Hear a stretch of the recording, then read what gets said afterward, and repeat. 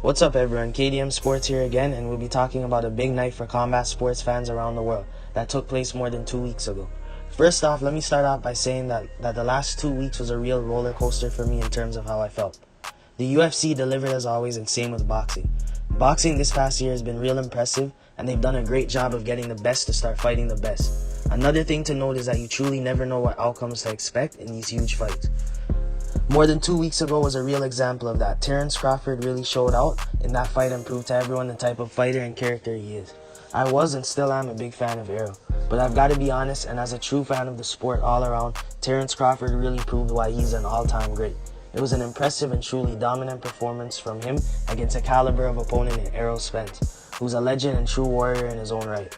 Terrence Crawford was on point. He stopped Errol in the 9th, but it was a real beatdown, and it felt like it was inevitable as early as the 2nd round. I noticed in the 1st round, Errol seemed different. Not to discredit Terrence, because that was a brilliant performance regardless. Errol seemed to me that he was drained from the beginning, and he didn't come out as composed and laser-focused as he usually does.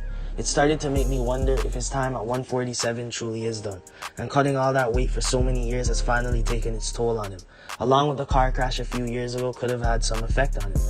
I know many people say that it doesn't matter because Errol still looked great in his last 2 fights before this. But even though that's true, there were instances in those fights where he seemed to not be able to handle shots as well as he used to. In a fight with another all-time great like Terrence, the smallest factors can become a real detriment to you when it's on this grand of a stage in a legacy fight. This performance from Errol made me even wonder if it would be best for him to retire.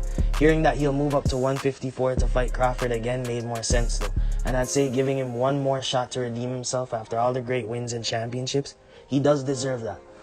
I think even though at 154 Crawford will be favored just because of that performance, which makes perfect sense because I don't see how you don't favor Crawford anymore. He's a proven generational talent. The game plan was perfect and the power and strength was real and evident. Many of the strengths we thought Errol had turned out to be non-existent, as Terrence ended up just outclassing Errol in every way in the ring.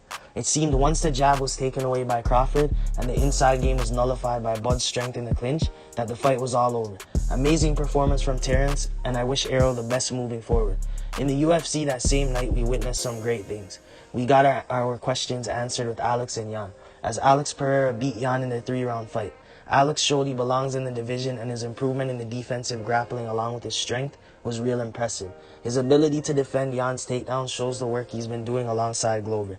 This Jan was the same one who beat his rival Izzy relatively easy a few years ago when he was a light heavyweight champion. When it was on the feet, we knew what to expect. The high-level striking ability of Pereira was showcased. Overall, great performance and bounce back from Alex in a high-stakes fight. Now for the final match on the UFC card. Dustin the Diamond Poirier and Justin the Highlight Gaethje too. It was shocking to me watching the fight, but as I was watching it, I noticed this fight was definitely going to be different from the first fight. Because as I stated a few times in my video on this matchup, Justin has made clear improvements, which I think threw Poirier off a bit. Although I thought Poirier was a bit ahead before the stoppage in the 2nd round. I think Leon Edwards really has set a new trend in the UFC. The jab with the right hand and the high kick on the same side combo has become a popular moveset in the UFC recently. It was a beautiful setup, and I'm excited to see what Justin does next. Same with Dustin as well, because as most people who know me know, I love watching Dustin fight. Still 2 of the baddest dudes in lightweight history. One thing to note in this fight, Gaethje seemed to focus a lot more on outside leg kicks, because in the first fight you could see Poirier started to counter with his left hand a lot when Gaethje would throw those inside leg kicks. It was a great game plan all around from Gaethje and his team.